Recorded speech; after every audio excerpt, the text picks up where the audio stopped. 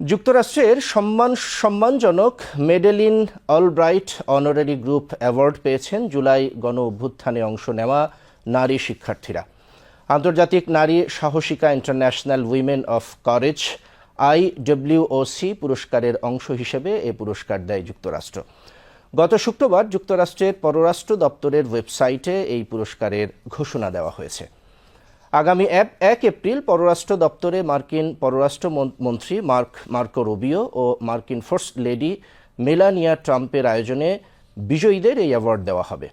মার্কিন পররাষ্ট্র দপ্তরের ওয়েবসাইটে বলা হয়, বাংলাদেশে দমন নিপীড়নের বিরুদ্ধে গত বছর জুলাই আগস্টে ছাত্রদের আন্দোলনে সাহসী একদল নারী গুরুত্বপূর্ণ ভূমিকা পালন করেন।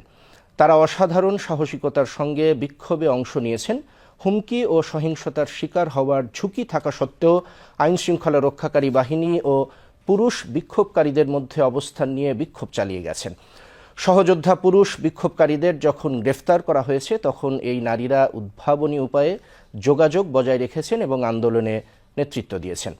নানা প্রতিবন্ধকতা মোকাবেলা করে, এমনকি ইন্টারনেট সম্পূর্ণ বন্ধ থাকার পরও বিক্ষোভ চালিয়ে গেছেন তারা। অনিশ্চয়তার মধ্যেও তাদের এই সাহসিকতা ও নিঃস্বার্থতা অসম সাহসের আরেক সংজ্ঞা। জুলাই কন্যারা 2025 সালের যুক্তরাষ্ট্রের পররাষ্ট্র মন্ত্রণালয়ের মর্যাদাপূর্ণ আন্তর্জাতিক সাহসী নারী পুরস্কার অর্জন করায় অভিনন্দন জানিয়েছেন অন্তর্বর্তী সরকারের প্রধান উপদেষ্টা অধ্যাপক ডক্টর মোহাম্মদ ইউনূস। জুলাই কন্যাদের সাহসিকতার প্রতীক অভিহিত করে আজ তাদেরকে অভিনন্দন বার্তা পাঠিয়েছেন প্রধান উপদেষ্টা। সেখানে তিনি জুলাই কন্যাদের উদ্দেশ্যে বলেন, তোমাদের সবাইকে বাংলাদেশের অন্তর্বর্তীকালীন সরকারের পক্ষ থেকে আন্তরিক অভিনন্দন জানাচ্ছি। এই স্বীকৃতি 2024 সালের জুলাই আগস্ট মাসে শিক্ষার্থীদের নেতৃত্বে সংগঠিত গণ অভ্যুত্থানে তোমাদের অসাধারণ সাহসিকতা, নেতৃত্ব এবং অটল অঙ্গীকারের শক্তিশালী প্রমাণ। সেই সংকটময় সময়ে তোমাদের কৃতি সত্যিকার সাহসিকতার উদাহরণ সৃষ্টি করেছে। শান্তিতে নোবেলজয়ী অধ্যাপক ইউনূস বলেন, গণ অভ্যুত্থানে নেতৃত্ব দিয়ে তোমরা কেবল প্রতিরোধের প্রতীক হিসেবে দাঁড়িয়ে যাওনি, একই সঙ্গে অস্থির একটি সময়ে জাতিকেও আশা দিয়েছ। অভিনন্দন বার্তায় উল্লেখ করা হয়, পুরস্কারে যেমনটি বলা হয়েছে, অটল সংকল্পের সঙ্গে তোমরা সহিংস দমন নিপীড়নের মুখোমুখি হয়েছ।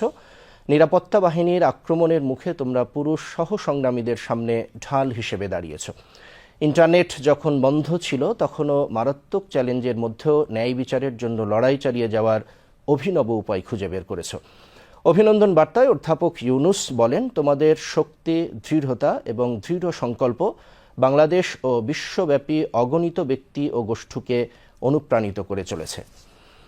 তোমাদের নিঃস্বার্থ প্রচেষ্টা আমাদের সকলের কাছে স্মরণ করিয়ে দেয় যে ন্যায় বিচারের সাধনা কখনোই সহজ নয় এবং তা সর্বদা সার্থক।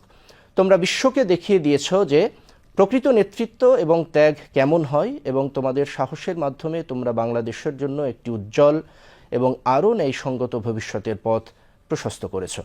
জুলাই কন্যাদের দেশবাসী গর্বিত উল্লেখ করে প্রধান উপদেষ্টা বলেন, তোমাদের প্রত্যেকের জন্য আমরা ভীষণভাবে গর্বিত এবং এটি তোমাদের প্রাপ্য এক স্বীকৃতি যা তোমাদের অটল স্পৃহাকে প্রতিফলিত করে।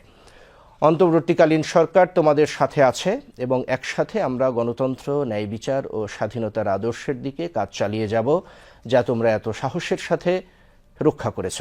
তিনি আরও বলেন, বাংলাদেশ এগিয়ে যাওয়ার পথে তোমাদের সম্মুখ সারিতে এবং কেন্দ্রীয় ভূমিকায় পাওয়ার জন্য আমরা অধীর আগ্রহে অপেক্ষা করছি। তোমরা সমগ্র বাংলাদেশকে গর্বিত করেছ উল্লেখ করে প্রধান উপদেষ্টা বলেন, আরও একবার এই অসাধারণ অর্জনের জন্য অভিনন্দন।